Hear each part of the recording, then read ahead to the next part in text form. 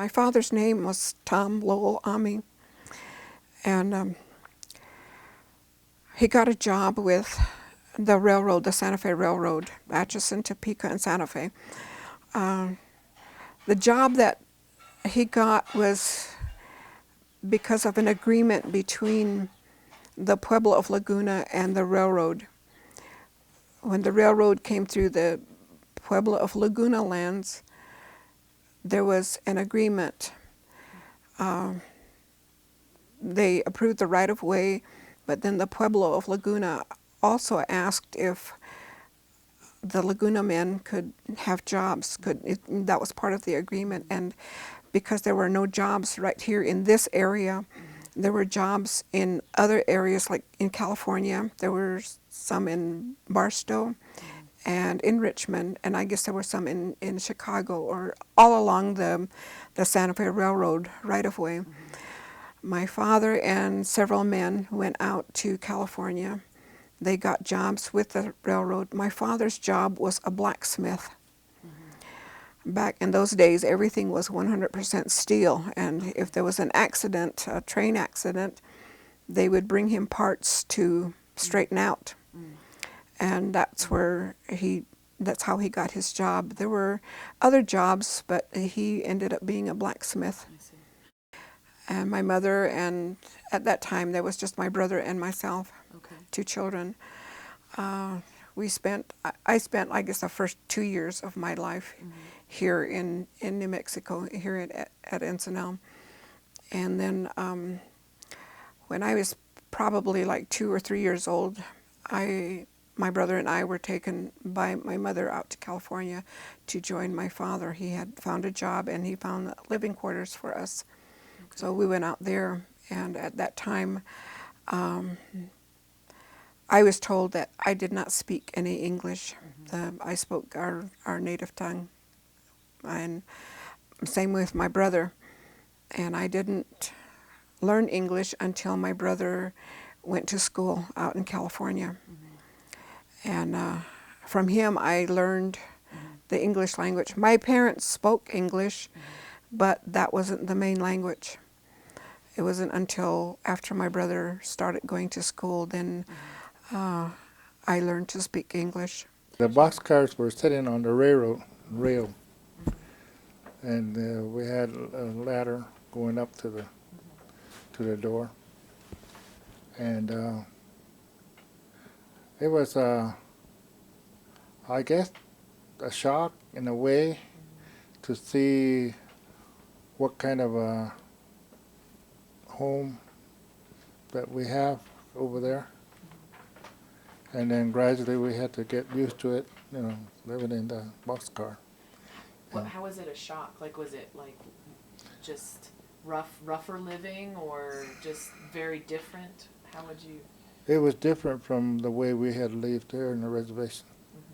Over here we had a house, and then going into a boxcar was something new to us. Right. What were some of the differences that you just had more space here, but living in the boxcar was, you couldn't, how big was it across? Well, we had a bedroom and then the kitchen there, and so we were more or less had to share one bedroom with the mother and father.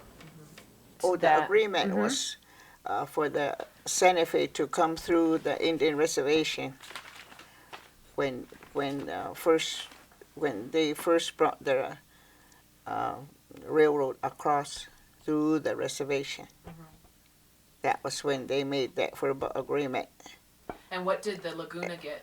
What was the what did the Laguna get for the agreement? Well, they were promised jobs, and whenever, I guess, whatever they might need to have. That was, I guess, that was the verbal agreement with the railroad. Just like you're talking about our house in the Richmond colony. That was the verbal agreement too. That's why Santa Fe put up those homes for us after taking them off, after taking the wheels off the boxcars. They had moved them down to where we used to live. Okay. At first, they were still on wheels, right across the courtyard, where the courtyard is. But then later, then Santa Fe moved them down to the Santa Fe Indian Village. My dad never told us that we were going to be living in boxcars. Well, I was a young child, so I didn't really, even if he mentioned it, I don't remember. But I do recall that as soon as my mom and I got off the railroad, the train at the depot, it was foggy. And I'm not sure whether it was the early part of the year or towards the end of the year, because Richmond itself, we get a lot of fog. And so I remember getting off the train, and I didn't speak English. I spoke my language. And so my first question to my dad was, what is this? Where am I? And my dad says, well, he says, I'll explain everything. He says, right now, this is a fog. And I had no idea what fog was, In Laguna, Exactly. And so I was kind of flabbergasted at that time. I didn't know what had happened. So my dad took our luggage and we went over the viaduct at that time. We didn't catch a cab. I don't recall whether there was any taxis around at that time, and he didn't have a car at all. So what we did, we took whatever luggage we could carry and went over the viaduct. And at that time, we weren't really living in the Santa Fe Village. It was boxcars set on the railroad tracks. And my dad had built a little stairwell up to the boxcar. And we had the rooms, like the kitchen, and then 2 bedrooms at each end. So I guess being a child, and I was tired, then my dad says, well, he says, you go to sleep, and he says, and tomorrow we'll discuss the whole situation. Well, when I woke up the next morning, naturally, as a child, you looked and ran around, and what was there to see except boxcars? And I didn't really understand at that time boxcars, So my dad had to kind of explain what they were, where we were. But it was, for me, thinking back, the transition was so different because we had a house at home in Ensenada, and then to come out to California, to Richmond, and to live in a boxcar. But it didn't bother me. I just felt, well, there was a roof over my head, And then my parents explained to me, well, eventually they're going to build houses down at the village. Well, down at the village meant I had no idea where it was going to be. So my dad says, well, when it comes to that, says we'll go down and see the layout. Well, the Acoma people were already living at the village, and because my dad was Acoma, yes, yeah. And we had relatives. And so when we visited the village, the Acoma village, then we went to my aunt's place and my cousins. So, and then my dad says, well, beyond this area, they're going to start building the houses for the Laguna people, or they're going to bring the boxcars in and then situate them up on a foundation line. Although the wheels were still on the boxcars itself. It was something similar to a duplex, 2 families living in one unit.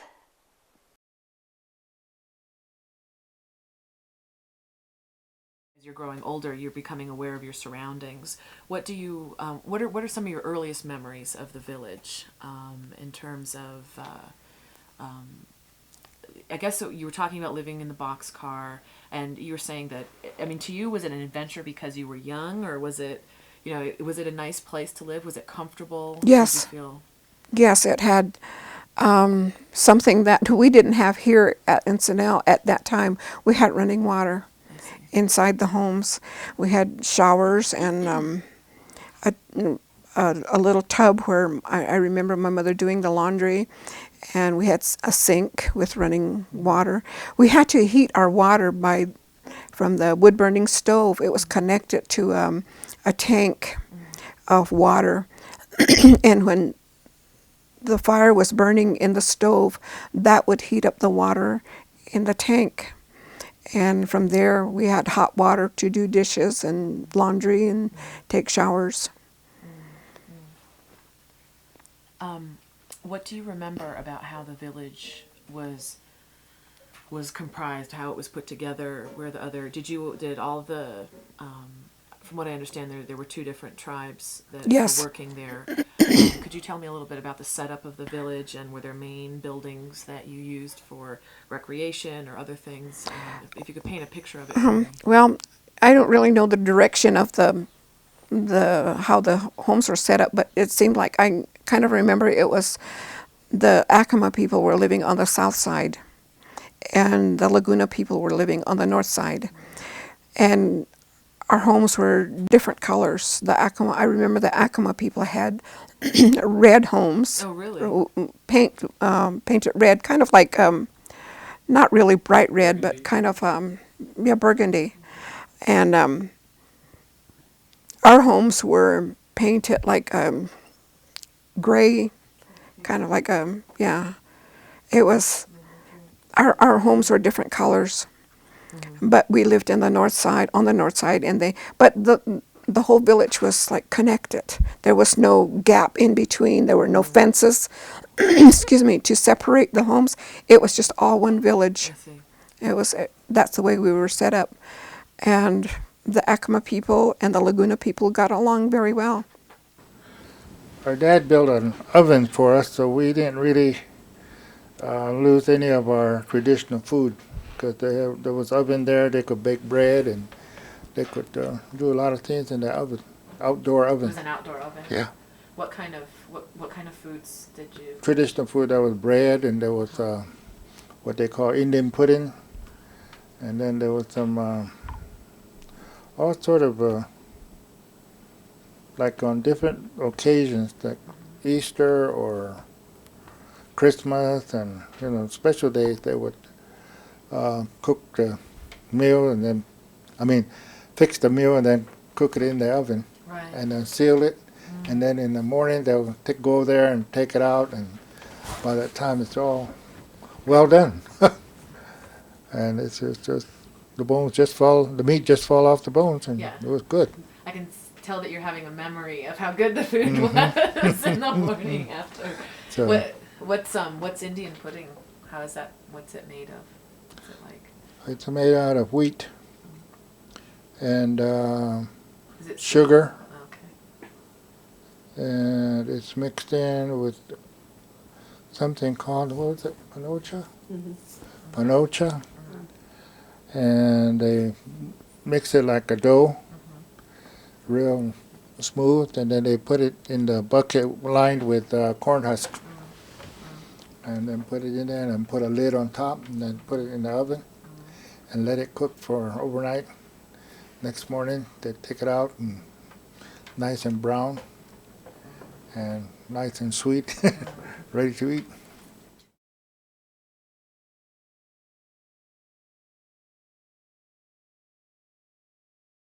At what stage do you remember World War II?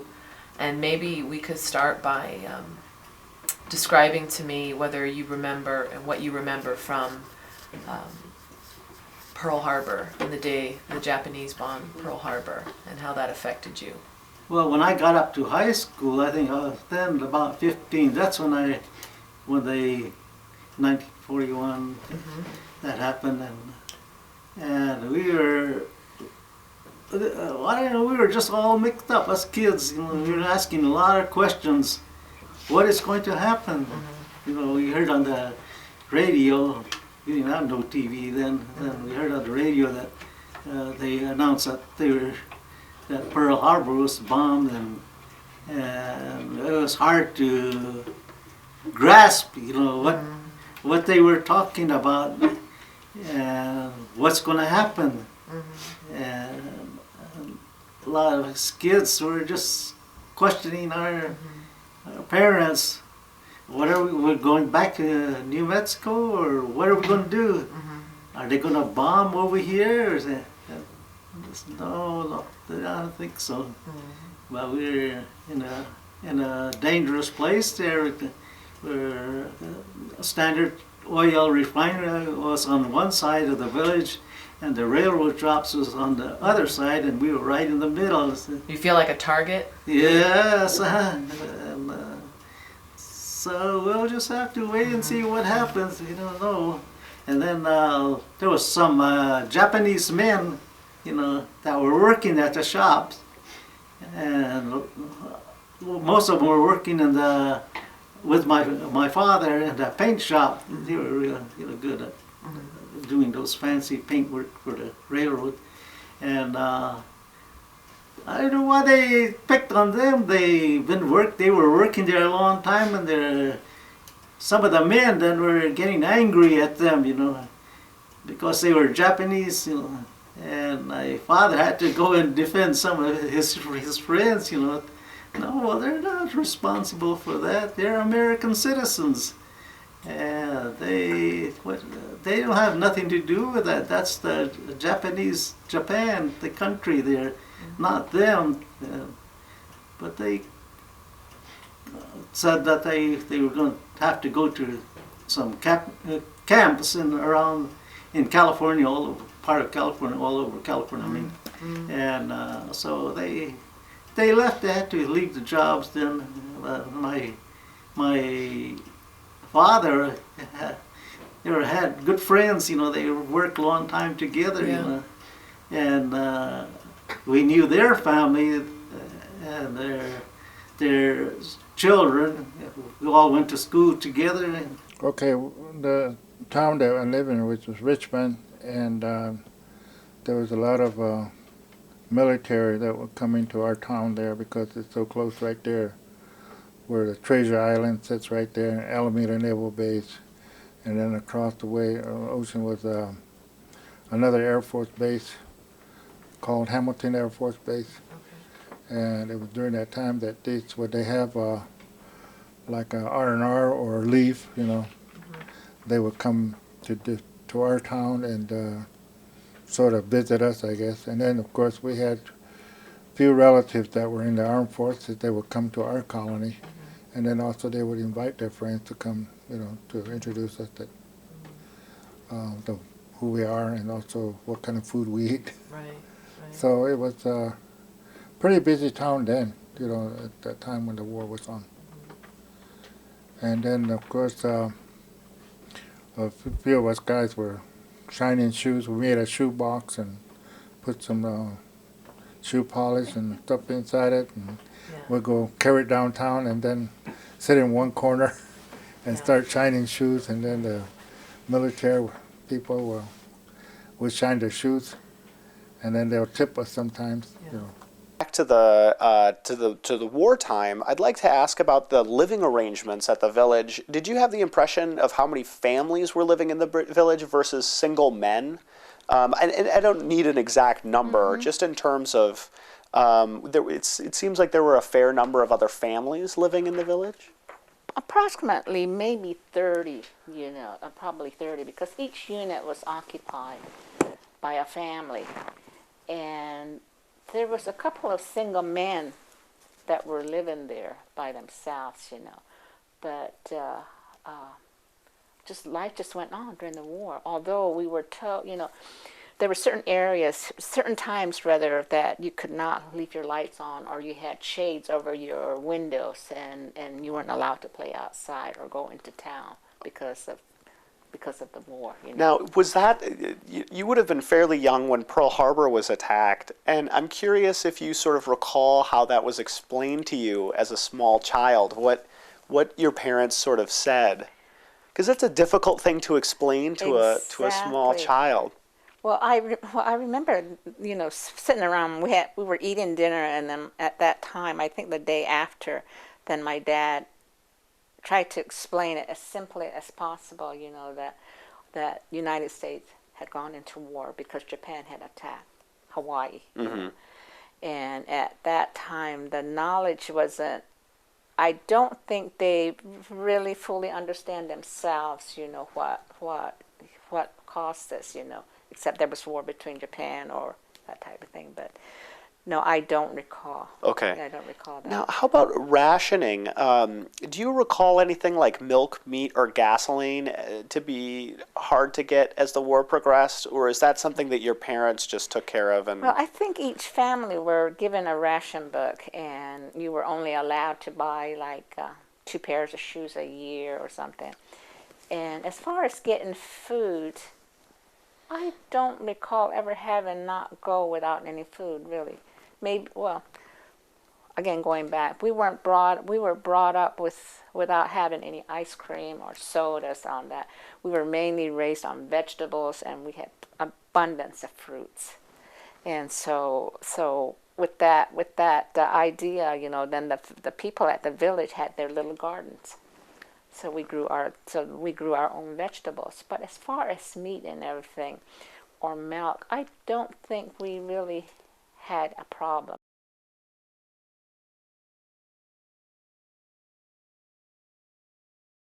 You were coming home to dance, and you were saying that some people practice in the kiva. Even kiva, and but as long as I can remember, we've always danced here, and then they took us out from this house to the plaza, and so all these years we still do the same thing.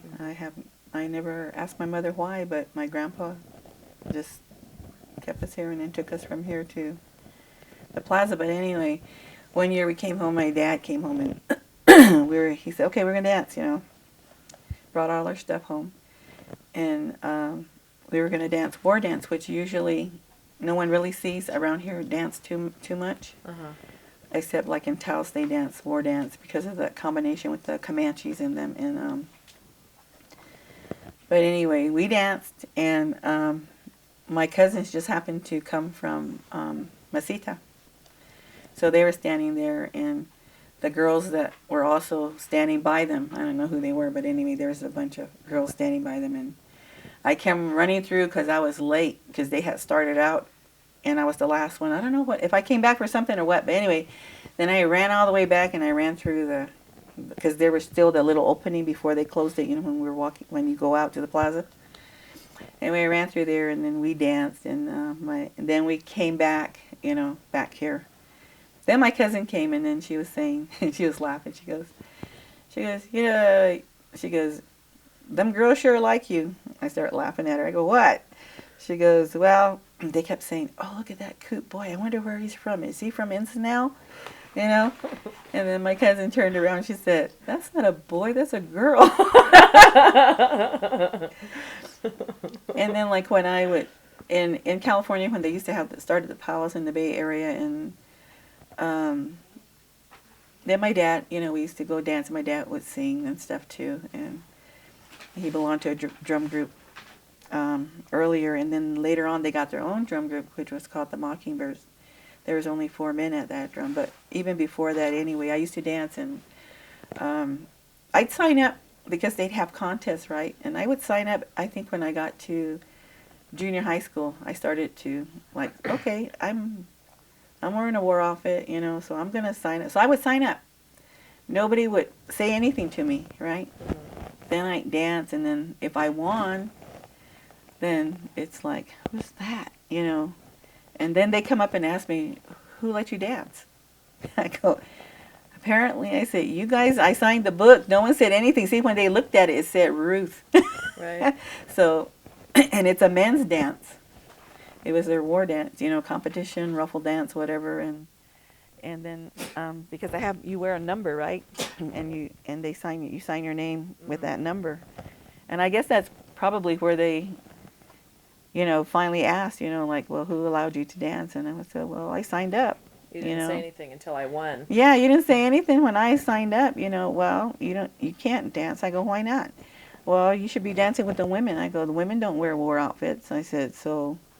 And I wear what these guys are wearing, you know. So, and then they'd have to they'd have to say, well, we're sorry that, you know, this contestant is how did they say it?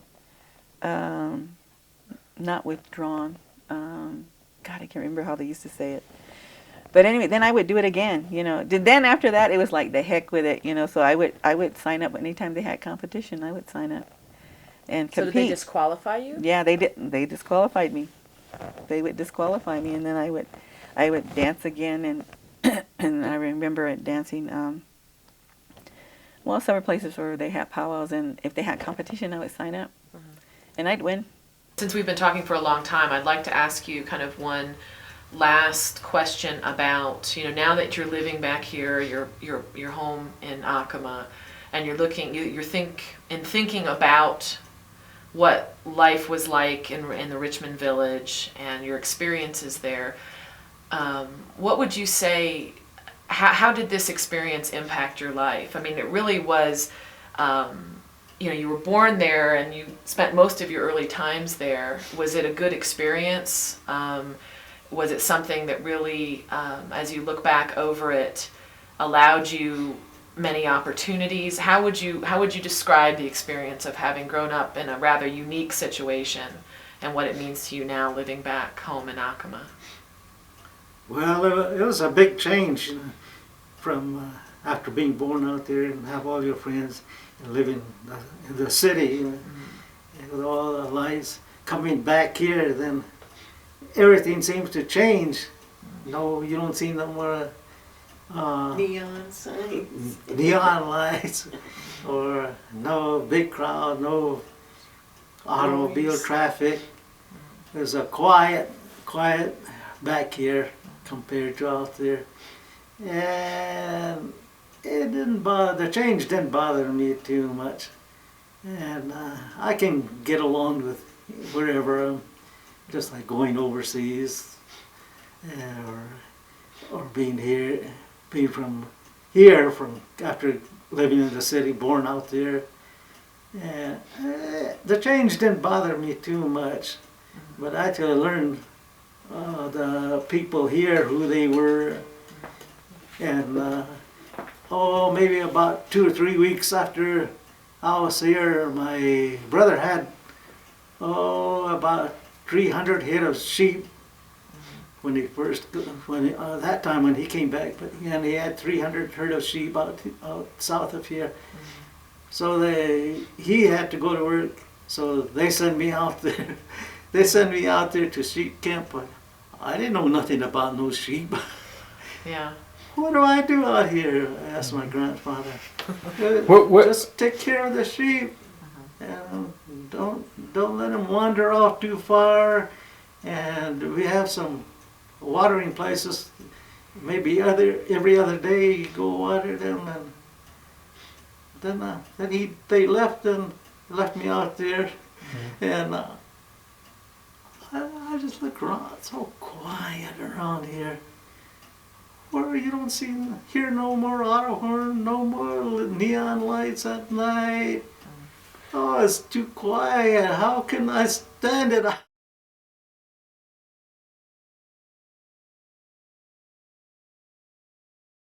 Didn't occur, and when we were growing up, we were in it. We were it, you see. And so, like especially after the American Indian movement, some things in some places drastically changed, We have to give the American Indian movement credit. And then there were other places where it wasn't so strong, Right. But where the real Indians were concerned, that's where it was the most effective, I think. Yeah. I mean, you could see the effectiveness. Right. So you were kind of like an ambassador Yeah. in a way, Uh-huh. and they wanted to hear about what was going on. Uh-huh. So would you address groups or Yeah, informal? I addressed groups, big groups of people. But darn, I had a bad habit. I'd get into talking about something, and right now tears would come. I'd cry. That interfered with my speaking. When I get into it, then I feel like crying or something. I have to excuse myself. Oh, I used to get so mad at that. Jeez, so chicken-hearted. Yeah.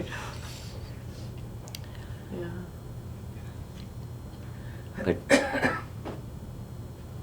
yeah, those are the days. I never thought that. Abe, continued on, for a long time after the movement, but finally it sort of dwindled out. Of course, we still have AIM in Denver, huh? Yeah, There's like AIM office in Denver and AIM office in Minneapolis, but they just come to them for different things, you know, to help. But it's yeah, but it's not a big movement like I mean it's not as active as it was, like it was.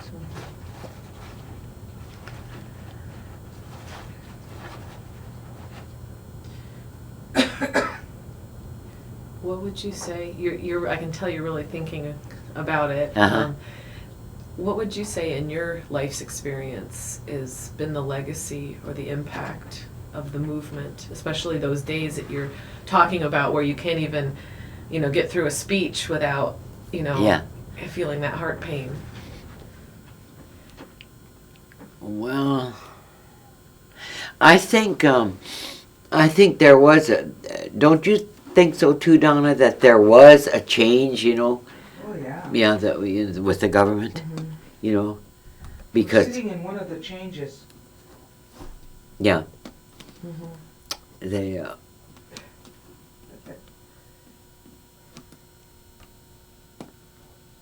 they changed. I think it really affected the U.S. government. Well, the Indian Bureau, the Indian Bureau. They had to make a lot of changes, and I think it had an impact on the reservations.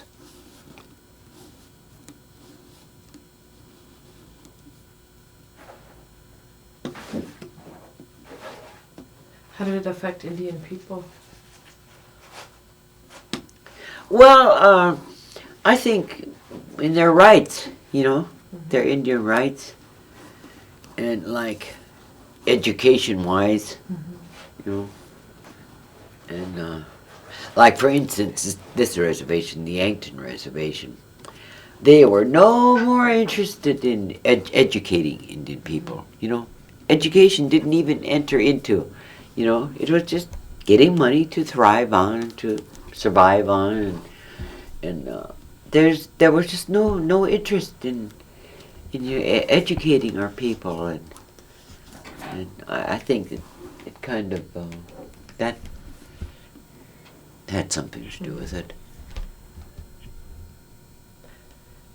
And I think it encouraged, Indian pride, and but I think that it did affect the government, the Indian Service. There were changes, and